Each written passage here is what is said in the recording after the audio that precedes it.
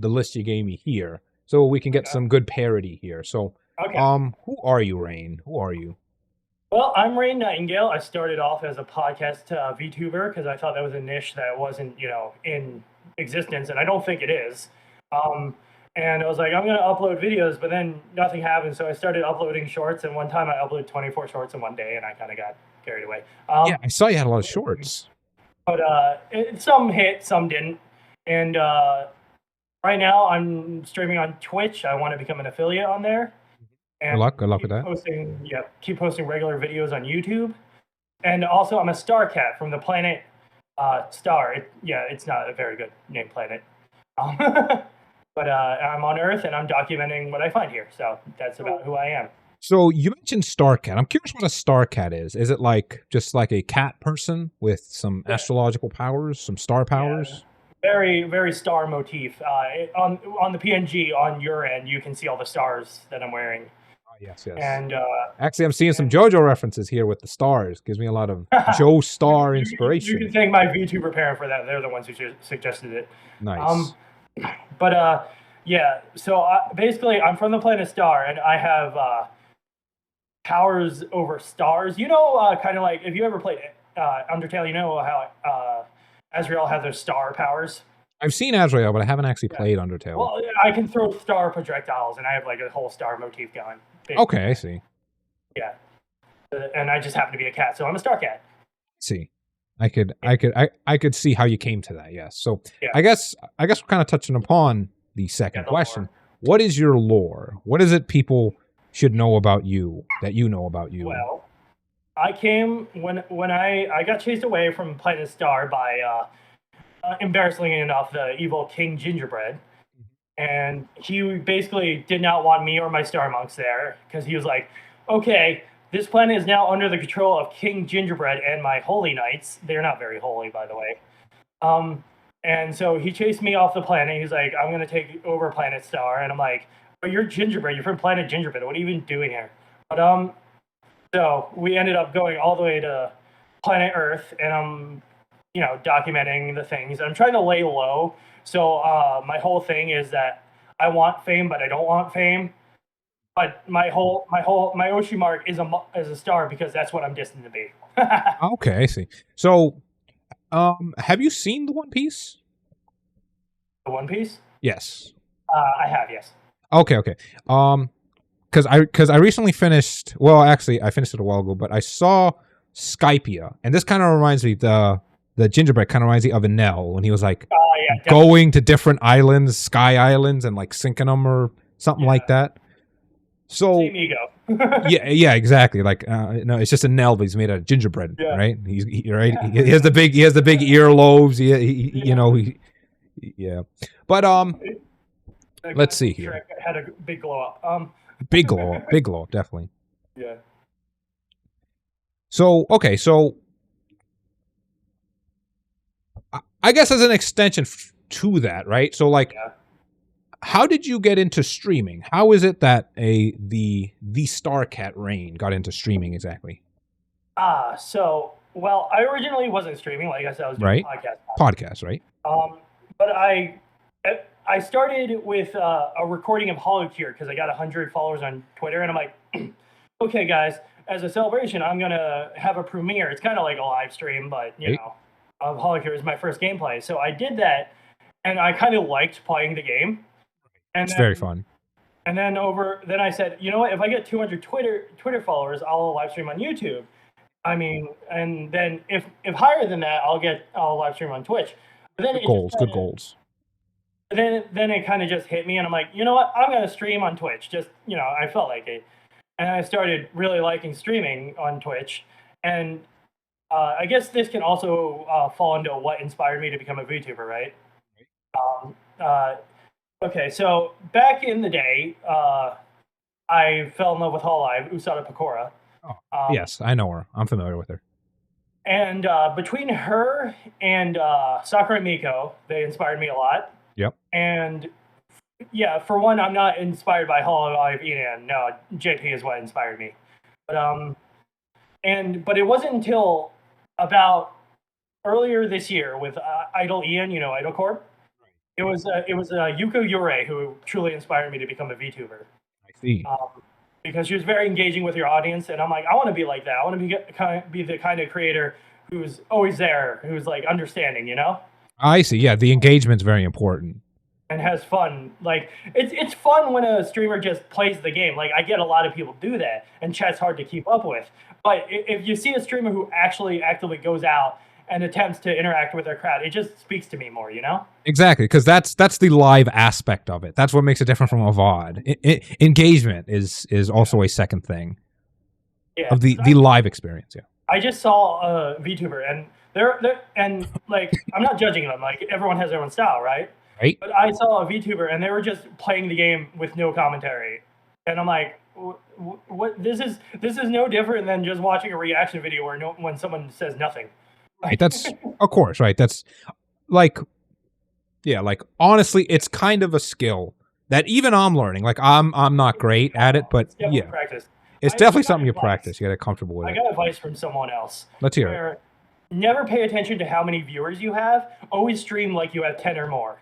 Right. So you're always talking, always engaging, and they'll feed off that. So Yeah, because like when you're a new streamer, seeing that zero can be like really daunting. It could be like, oh, right? Like, don't let it get to you, honestly. Yeah. Make something you're proud of, even if you're the only person that gets to see it. yeah, absolutely. Mhm. That's the point of streaming and the point of content creation in general. Exactly. What's the next question? Yeah, so, you talked about the VODs, but I guess we can kind of expound on that, on the what kind of content you focus. Like, what kind of VODs do you see yourself making in the future, let's say? Well, I started off with Hollow Cure, and then I tried Right. Orange Juice early today. It's a board game kind of thing. I'm familiar with it. I haven't played it. It's a good collab game. I realized it's not a good single player game. I see. And I tried to make it entertaining, but then I realized Twitch was down, so I'm like, you know what? Screw this VOD. I'm not saving it. And then I played Dynasty Wars 8 Empires, and that's one of my favorite games of all time, so I was able to play that for like 2 hours straight. I see. I haven't heard of that game. You said Dice Doors? Dynasty Warriors. Dynasty Wars. Yeah. I see. Okay. Yeah, there you go. Yes. I see. But I aim to build a kingdom, and I'm like building it as I build my affiliate rank. So I'm like past affiliate Dynasty Warriors.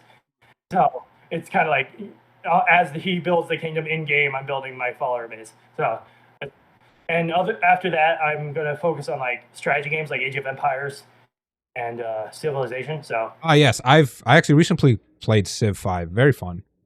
yeah, I'm gonna try to get into that because that's the kind of game that I feel like I can both have fun with and keep engagement on because there's always stuff to commentate on.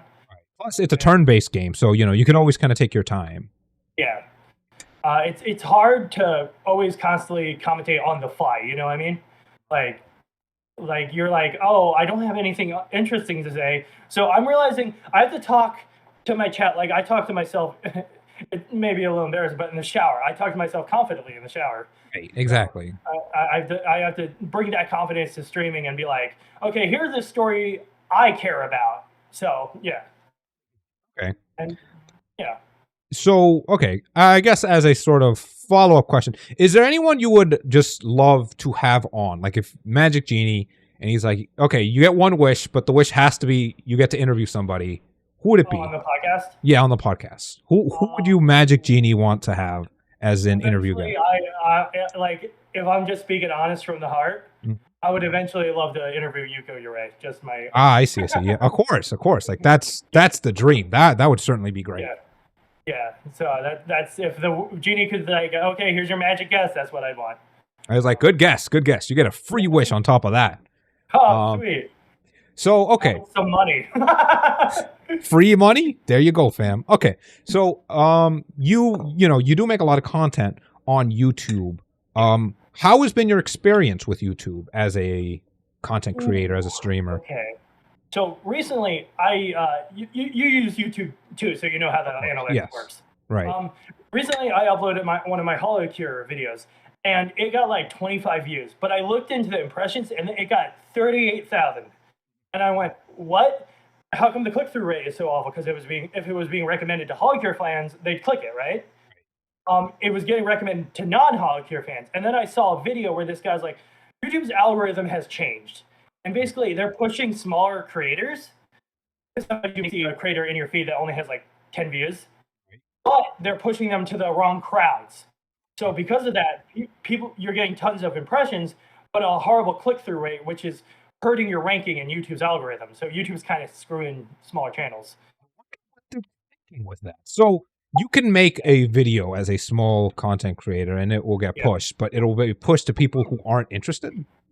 Yeah, that's basically what it is. Like the guy who did the video, he only had like 20K subscribers, but his video somehow got pushed. But it was just interesting enough that he got over 2 million views. But it was basically him saying, yeah, YouTube's algorithm is all kinds of screwed up right now. It's great that it's pushing smaller creators, but it has to push it towards people in their niche. Yeah, I could see the logic in pushing towards your niche because, you know, one problem that a lot of small creators, content creators have is finding the people that are interested in them for what they're trying to do, right? He's a video essay, so you know you would think that YouTube would recommend other video essay YouTubers to him. Video essays. If you can see in my recommended feed, I have a VTuber gameplay that only has 10 views, and like that's not my wheelhouse. Right. So it's like, what's going on? Now, how about Twitch? How has Twitch been treating you? Okay, one thing I've learned is that anyone who says they're married to Twitch is a liar. And this comes from Lucy Pyre. She's a VTuber on YouTuber. But she basically said there's a reason why many Twitch streamers have clip channels on YouTube that they monetize, because YouTube's algorithm is 100 times better than Twitch. For Twitch, most people who start on Twitch, they bring their followers from elsewhere, like Twitter or Reddit or whatever. Exactly. Because the algorithm on Twitch is so horrible that some people just go their entire lives just with one viewer or 0 viewers. Yeah, that's definitely a possibility. It favors the bigger streamer. If this guy has more engagement, they're going to be pushed. So that's Twitch's problem. Like the favoring towards big content creators, I see the reasoning for it because, you know, they bring in the money. But the thing is, like, favoring small content creators is more of a long-term thing. Like, these big content creators aren't going to last forever, right? Everyone falls. Generation. Exactly. Like, you know, I remember WWE used to be the biggest thing, and it's still pretty big, but like, you know, we're moving on in terms of media from like demand television, cable TV, demand television, right? Now over to streaming, streaming on YouTube, and also like streaming like on Netflix and stuff, right? Like audiences evolve, audiences changes, content is getting easily more accessible. We're going to need new people, right? Like this is kind of the future, right? The small content creators are the ones that end up pushing later on in the future. But that's hard to invest in. Because, you know, as much as I'm sure all the big companies would love to know who's going to be successful to invest in them, they don't know, right? They don't know. Even that's quite the humbling experience. Even the big content creators were one day just like us. Well, unless maybe you were like in a corporation, then maybe you started out big. But like, I'm sure before they were in a corporation, they started out small like us. Even the ones in the corporations, even if they get a boost, you have to have a certain like experience. Exactly. Like, compare one of the Japanese VTubers who has like 800,000 subscribers to Galgura, who has over 4 million, and is just beating all other VTubers. So it's all about, I guess, personality, about that, how the algorithm loves you and all that. Yeah, that's definitely a big part of it. It's a weird combination of skill and luck and opportunity, and you know, I'm sure blood, sweat, and tears and all that. Oh yeah. Okay, so let's get off business and let's go to the personal side of things. Yeah. Favorite type of music? Oh, favorite type of music. I'm kind of like you, where it's like I go through phases. Exactly. Yeah, I get that. I've listened to heavy metal, hip hop, country, techno, house, all those. Currently, I'm into I'm into like listening to Smooth McGroove, his acapellas. That's kind of just my jam currently. Okay, I see. So I've been listening to his dabba-da-doos. Okay. So yeah, I was a big fan of Scatman John. Yeah. He's great. I love him too. Yes. Okay. How about favorite anime? Oh, that's not even hard. My favorite anime is Gintama. It's very good. I haven't seen all of Gintama. I watched it back when it was like a video on demand on Yeah, cable, I think. yeah. And I guess they just never finished it on video on demand. So I don't know. I just never got back into it because there was just so many animes like One Piece and stuff. The thing with Gintama is that Hideaki Sorachi, the author, Right. he's so good at blending comedy and humor and Oh, seriousness. definitely, definitely. Because people see Gintama and they're like, I thought this was the funny anime. I'm like, it is, but it can also be more serious than Hellsing. So it's like, it's crazy. Exactly. It's the people aspect of an anime that makes it good. Very Um, personal. the personal, So. yes, the personal stories. How about favorite video game? Okay, like you, I do content now. So when you're a creator, it's just you have a different perspective. So, um, uh, favorite video game of all time, I'd have to say, what was the game I enjoyed the most? Like I'm just thinking throughout my childhood and all that.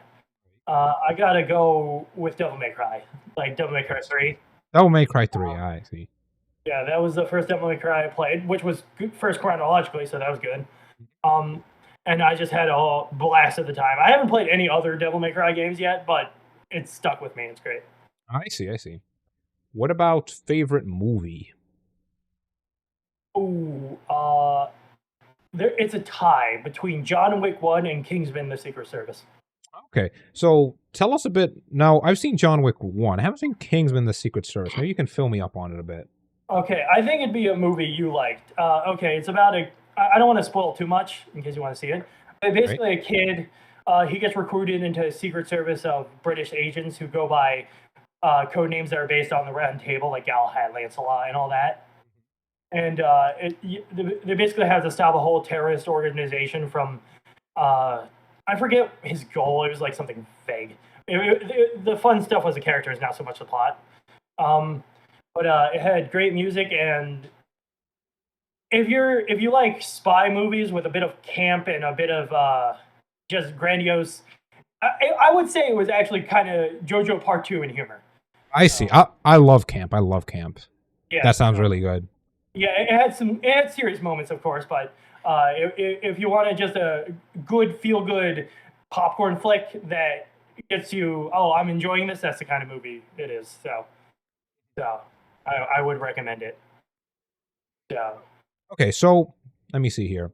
Would you have any advice for someone who wants to start streaming? I know, like you recently started streaming. Like I started streaming a few months ago, but like do you have any advice for someone who wants to get into streaming?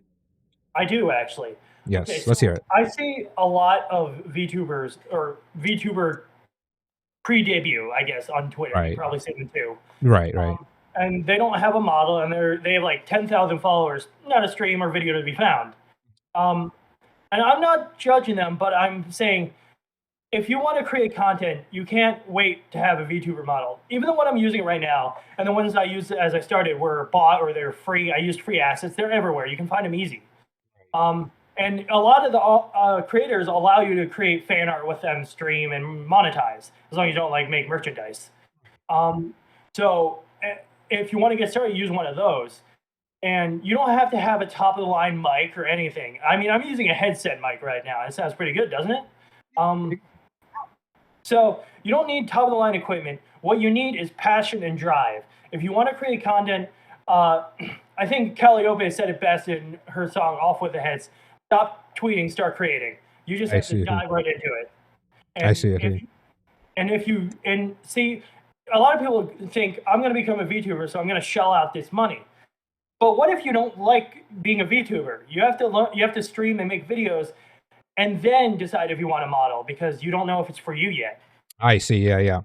So yeah, the model is definitely a big hurdle to come over if you want to get it right the first time. But like you said, there's plenty of free things you can use to get started with, right? To sort of see what you like. VTubers with the same free model, and they don't care. They're just doing their thing. Exactly.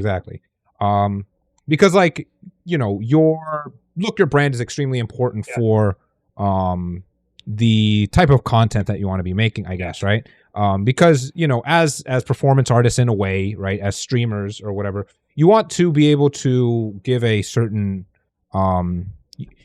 you want to sell a certain atmosphere. So I guess my next question would be, Sure. where do you see yourself evolving? You say that you're still like you're still waiting for your model, right, to be fully rigged, Yeah, right? yeah, it's being rigged right now. If okay, we're gonna bring in the Magic Genie again. If the Magic Genie could get you the things you needed, right, what would it look like? Okay, what do you mean, like what I need for all my VTubing stuff? Yeah, yeah. Okay, well, first of all, I would want a better computer. Right now, I can stream in 1080p without any frame drops, so that's pretty good. Good computer's But, important. I want a second computer so I could stream on the old computer so that I can have my full monitor. Yes, a 2 PC setup. Yeah, that would be probably ideal. I mean, I can stream with one PC easy enough. I do it, but it's kind of awkward at times. What else do I need? I would like just more money so I can commission more stuff, get like some overlays and all that. Overlays, yeah. Fan art, models, Don't have any of that. I'm getting an emote right now. It's animated, so that's gonna be emotes. Yes, emotes, Yeah. of course. banners, all that, and finally, my final upgrade I want is because I just recently got a good webcam and eye tracking's pretty good, I think.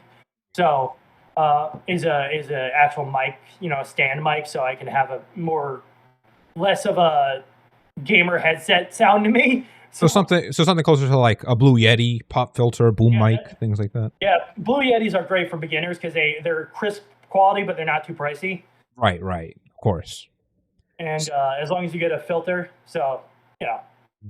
So A ring light, that's what I need. right. Like getting into streaming is there's definitely a very, very, very long checklist of things. Like, we both probably know how much things a person needs to start stream. And even starting small has a big checklist. One, the computer, the internet. You need a mic and a webcam of some kind. Even if it's bad, you need something. Even if your laptop mic and webcam. Even if it's just that, yeah. As long as your laptop doesn't explode, of course. Oh yeah, well, with all that stuff. That happen. Yeah, so like, this is just the tip of the iceberg. And there's a lot of skills you need to learn. Yeah. You need to learn OBS, streaming. For a long time. Exactly. Yeah. You know what? Maybe we could touch on that a bit. Like, what new skills have you learned since before you started to now? Well, okay. Before this, I was a writer, right? I just wrote fan fiction. I wrote to myself, role played, whatever. And I just stuck with my two close friends, and Right. I didn't branch out. I wasn't social at all, and the idea of being social, I couldn't even go on VR chat because I would freeze up. Same. Becoming a VTuber has forced me out of that comfort area, and it has forced me to socialize more. Like, okay, for example, I'm talking to you. We met like last week, right?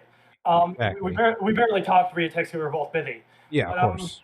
But before this, it would take me a year of talking to someone before I was comfortable enough to talk to them on voice chat. But here I am, like, well, Tell me it's about my job. So, Oh yeah, tell me about it. Yeah, honestly, like, having social anxiety or having because I had a terrible stutter. It was ridiculous. Oh. It still sort of comes back here and there, but like, overcoming these things is, of course, its own skill. It could take forever.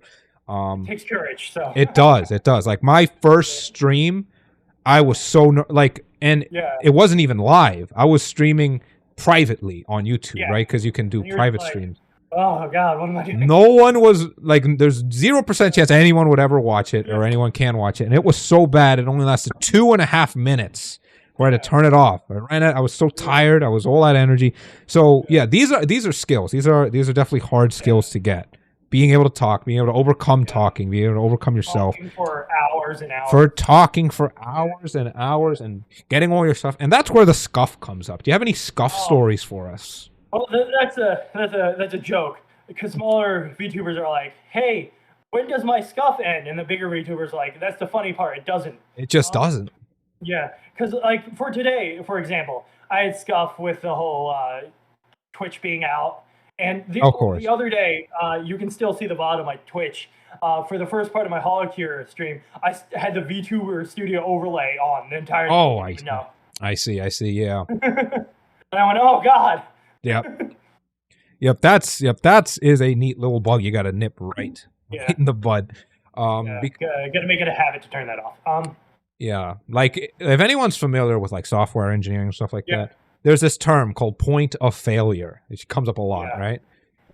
When you're going into streaming, however many point of failures you think you're gonna have, multiply that by like 3, and you're gonna get close. There's always got to be something that goes wrong. Exactly. There's so much software, so much hardware, so much networking and stuff going on, and when you collab, multiply that by 2 at least. Always. That's why we started early today, so we can Exactly. Like I have had my fair share of scuff. I've had my fair share of things like that happening. I'm sure there's been situations where you're about to collab and some DC's the internet dies or something like that. Oh yeah, totally. Like I think a recent one was, and some people might relate. So I changed my name when I stream. I got a little button, changes my name on Twitter to when I stream to have a red circle that says live in front of it. So, if you're going through my Twitter, you can see it live. So they added this new thing on Twitter or X or whatever. They added this new thing where if you change your name, it locks your account. And so, your name or any banner or whatever, and it also locks you 3 days from getting Twitter Blue. So I'm like, what a pain. That's not even my fault. That's someone else. That's the higher ups trying to scuff me. Yeah. What are you gonna do? Everyone has some scuff stories. It just happens. And that's something I'm telling you. If you're thinking about becoming a streamer, be it VTuber or otherwise, you can't expect it to go perfect because it never will. Exactly. Another skill I would add is learn to expect the unexpected as a streamer. Here's the first thing I ever said in my first ever video on my channel, and it's what motivated me to start this career. It's from Daniel Thrasher. It's a quote. Let's hear it. It doesn't have to be perfect. It just has to be. It just has to be. Yeah. Poetry in motion. That's what because if you obsess over something on being perfect, you'll go over it. You'll never be satisfied, and you'll never get anywhere with it. Oh yeah, like me, I wasn't a perfectionist, but like I have a friend that's a perfectionist to some degree. Yeah. Like personally, as a streamer, I would not recommend streaming to everybody. It's done wonders for me, honestly. Like if you're introverted and you don't want to be, it'll fix that. Yeah, it forces you to fix it. You're stuck in the desert without water. You're stuck in the ocean without a sail. It'll force you, especially if you stick to it. Make a schedule. Let people know, right? Like hype up your games. Look forward to it. Honestly, if you get into streaming and start looking forward to it, I would recommend streaming for you. That's the thing. You got to realize that you kind of got to be a little annoying. You got to be like, "Hey guys, I'm live now. I'm live going to be in 10 minutes. Live now. Come here." Like, and you just gotta. You may think you're annoying them, but you got to do it. Like honestly, you don't know who your people are. You don't know what they'll find annoying or what they'll like yet. Especially if you just start. Cast your net out. You might catch some fish, or you might catch some eels. But if the eels are your friends, start streaming to eels. You can quote me on that. I get a few viewers here and there, but I seldom get chatters. That's the thing. Right, exactly. That happens. That happens. Because you're like, oh, no one's chatting, so they don't care. That's not true. A lot of people listen to you in the background in a different tab. Oh yeah, like many people will just watch the VODs afterward. I'm like, how did people come to watch this VOD? I feel like no one came to watch it. People come watch the VODs. I've had my VODs get like 30 views. I'm like, oh, there you guys are. I'm like, who are these 30 people or one person watching 30 times? Whoever you are, God bless your soul. Yeah, God bless those guys. Yes. But that's pretty much all my advice for getting started as a creator. Wow, that's quite insightful. Yeah. Rayn, everybody. Rayn Nightingale. Well, do you have any last words for the people at home? I feel like we're getting close to the end here. Well, if you like this video, no, I'm not kidding. No, that's too cliche. But if you like this idea of podcast, we could do it again. Maybe make it a weekly, bi-weekly thing. I don't know. Oh yeah, I could definitely see it. There's always stuff to talk about. I definitely want to get more people on as well. Yeah, the good thing is, I would prefer it being at night like this because I'm gonna be start working during the day again soon. Oh yeah, definitely day work same. Yeah, so evening is what I'm most free. So. Yeah, if we can get more people onto this, we would need to standardize it more. Have like Maybe even an intro. That'd be nice, right? An intro. Get a proper layout for the both of us. Proper layout. Right now, my layout is just dark alleyway I use for random. I'm using space, so you know. Yeah, just like random things. When I can't think of something, I put on dark alleyway as my background. Yeah, and eventually I'll get my proper model rigged, and we can do the OBS thing where our models are moving on each other's. So exactly. Yeah. But yeah, that was it. That was pretty good. Nice for hosting me, Rayn. Yeah, nice for coming on. Yeah. Well, and, now we gotta edit our own videos and make sure it's split.